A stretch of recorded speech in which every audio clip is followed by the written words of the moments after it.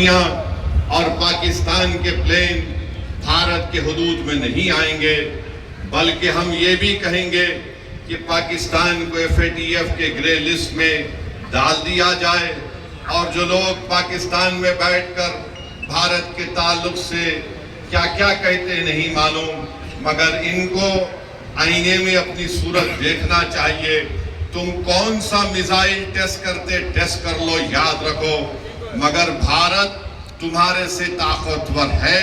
اور ہمیشہ رہے گا انشاءاللہ تعالی۔ میرے عزیز دوستوں اور بزرگوں، یہ عرض کرنا ضروری تھا،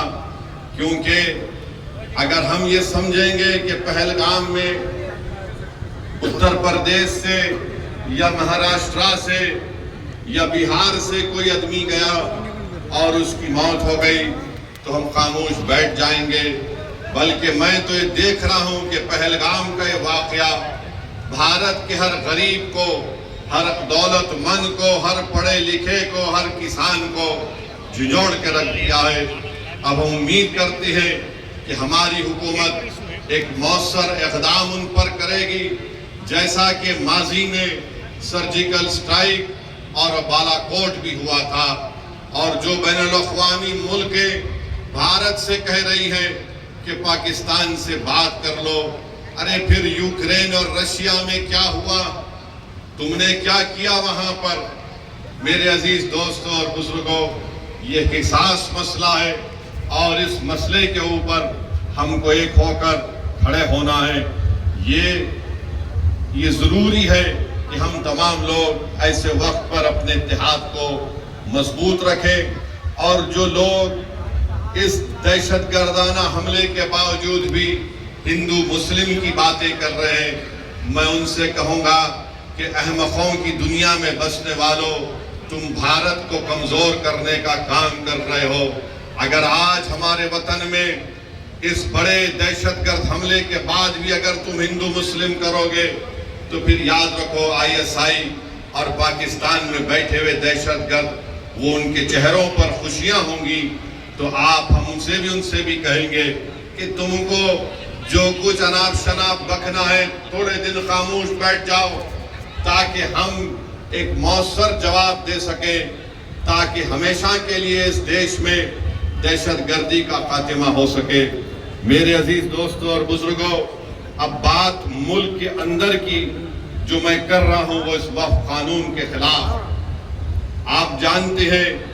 کہ جب پارلیمنٹ میں اس بل کو لایا گیا، ہم تمام نے اس بل کی مخالفت کی، پھر اس بل کو قانون بننے سے پہلے پارلیمنٹ کی کمیٹی کے پاس بھیجایا گیا۔ ہم تمام نے کمیٹی میں جتنی میٹنگز ہوئی ان تمام میٹنگ میں اس بات کو بتایا کہ یہ قانون بھارت کے سنویدھان اور آئین کے خلاف ہے، یہ قانون بھارت کے سنویدھان کی دفعہ 14، 15، 25 اور 26 اور 29 کی مخالفت کرتا ہے، اور کوئی بھی حکومت سنویدھان کے فنڈامنٹل رائٹس کے خلاف جا کر ایسا قانون نہیں بنا سکتی ہے۔ یہ قانون جو بنایا گیا ہے، یہ قانون کیا ہے؟ یہ قانون یہ کہتا ہے کہ بہار کے وقف بورڈ میں اب مسلمان ہی صرف ممبر نہیں رہیں گے، اس میں غیر مسلم کو بھی ممبر بنایا جائے گا۔ قانون یہ کہتا ہے کہ بہار کے وقف بورڈ میں کم سے کم 2 غیر مسلم کو ممبر بنایا جائے گا،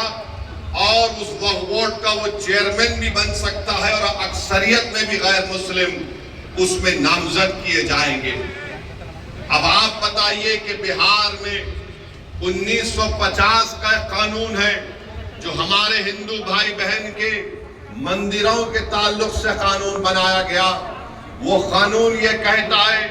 کہ جتنے بہار میں ہندو دھرم کے مندریں ہوں گی یا اس کے ایڈمنسٹریٹو باڈی ہوگی، اس میں کوئی غیر ہندو کو ممبر نہیں بنایا جا سکتا۔ ہم نتیش کمار سے یہ پوچھنا چاہتے ہیں، چراغ پاسوان سے پوچھنا چاہتے ہیں، جب آپ کے پاس بہار میں قانون ہے کہ آپ کے مندر کے باڈیز میں کوئی غیر ہندو ممبر نہیں بن سکتا، تو کیسے بہار کے مسلمانوں کے وقف بورڈ میں کسی ایک غیر مسلم کو آپ ممبر بنائیں گے. بہار میں بودھ گایا ہے, بودھ گایا میں وہاں پر صرف بودھ مذہب کے اور ہندو دھرم کے ماننے والے ممبر بن سکتے ہیں. تو پھر آپ بہار میں مسلمانوں کے وقف بورڈ میں کیسے آپ کسی ایک غیر مسلم کو بنائیں گے؟ یہ قانون بنانا اور یہ کہنا کہ غیر مسلم مسلمانوں کے وقف بورڈ کو چلائے گا, یہ ہمارے بھارت کے سنویدھان کی دفعہ 26 کے خلاف ہے. میرے عزیز دوستوں اور بزرگوں,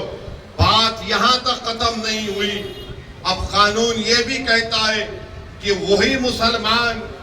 اپنی جائیداد کو اللہ کے لیے وقف کر سکتا ہے, وہی کر سکتا ہے جو 5 سال سے مسلمان. آپ بتائیے کون طے کرے گا بہار میں آ کر کہ کیا یہ 5 سال سے مسلمان ہے یا نہیں؟